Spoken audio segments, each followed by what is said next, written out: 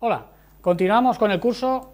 En el vídeo de hoy vamos a ver la unidad didáctica número 5, nociones básicas de actuación en emergencias y evacuación. La Ley de Prevención, en su artículo 20, establece que el empresario debe establecer unas medidas de emergencia en los centros de trabajo. Y esta unidad didáctica pues, va un poco a dar un poco de luz en este sentido. ¿Cuál es el objetivo principal? Sobre todo que conozcáis las nociones básicas de actuación en una emergencia para poder colaborar en ella y así evitar o minimizar los daños, sobre todo personales o materiales. Vamos a ver una pequeña introducción, veremos una definición de tipos de accidentes graves, clasificación de las situaciones de emergencia y cómo se organizan las emergencias. Ni que decir tiene que va a depender mucho del volumen de la empresa. No es lo mismo un plan de emergencia de una pequeña empresa de 4 o 5 trabajadores a de un gran centro de trabajo de a lo mejor 500. Entonces todo esto vamos a ir viéndolo poco a poco. Objetivo fundamental, evitar o minimizar los daños personales, instalaciones, medio ambiente, para de esta forma tener todo un poco más organizado.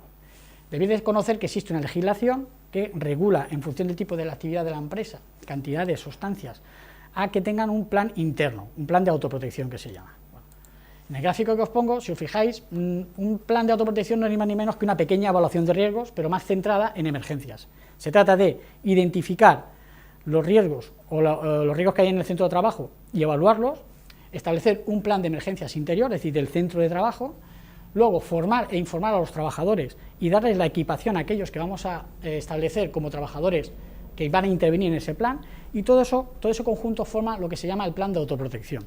Bueno, existe una serie de tipologías de accidentes graves, no es una tipología cerrada, es abierta, y si os fijáis hay una serie de accidentes en función del tipo. Puede ser una situación de fuego sin explosión, puede ser un fogonazo de gas inflamable, puede ser un charco de líquido inflamado, exposiciones químicas, va a depender mucho de la tipología de la empresa. Entonces, por ejemplo, una empresa química pues va a tener muchos de estos riesgos, pero a lo mejor un almacén de estocaje de mercancías de materia prima, pues no creo que tenga tantas situaciones de riesgo, ¿no? También existen otra serie de incidentes que hay que tener en cuenta que pueden generar una emergencia, como puede ser una amenaza de bomba, una inundación, una tormenta o, por ejemplo, un problema de salud de algún trabajador, ¿no? Un accidente también puede desencadenar lo que es la activación del plan de emergencia. Os he puesto una relación de normas que regulan más concretamente esta tipología de situaciones, pero a mí me interesa que las conozcáis de una forma somera, y como técnicos en prevención el día de mañana, lo único que hacemos los técnicos es pedirle al empresario que tenga ese plan de emergencia, ¿no? Las emergencias se clasifican en diferentes ítems o diferentes estadios en función de si son más leves o más graves. Fijaros que tenéis la definición de conato de emergencia como aquella situación que puede ser neutralizada por los propios trabajadores del centro sin medios exagerados, por ejemplo, pues el incendio de una papelera. Todos estáis conmigo en que si todo incendio empieza siendo un conato. Si no se actúa en esa fase, empieza a coger unas proporciones muy considerables que requerirán la presencia de equipos más especializados o incluso la presencia de equipos exteriores.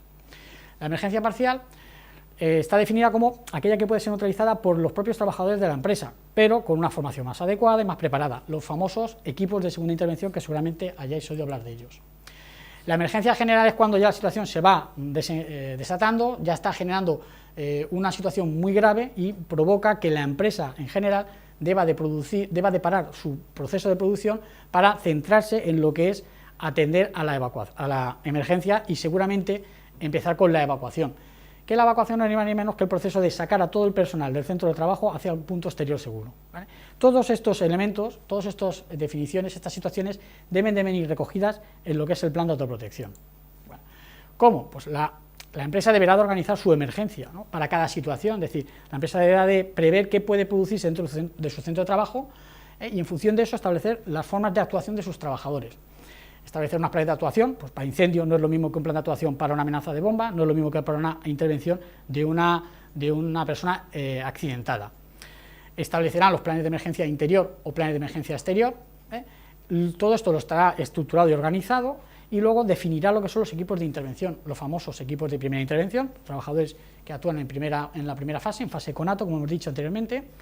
Puede tener, porque esto no quiere decir que lo tengan que tener por sí, sino que a lo mejor la empresa puede establecer equipos de segunda intervención, trabajadores más cualificados, con mejores medios, que pueden intervenir cuando los equipos de primera intervención no pueden hacerse con ello.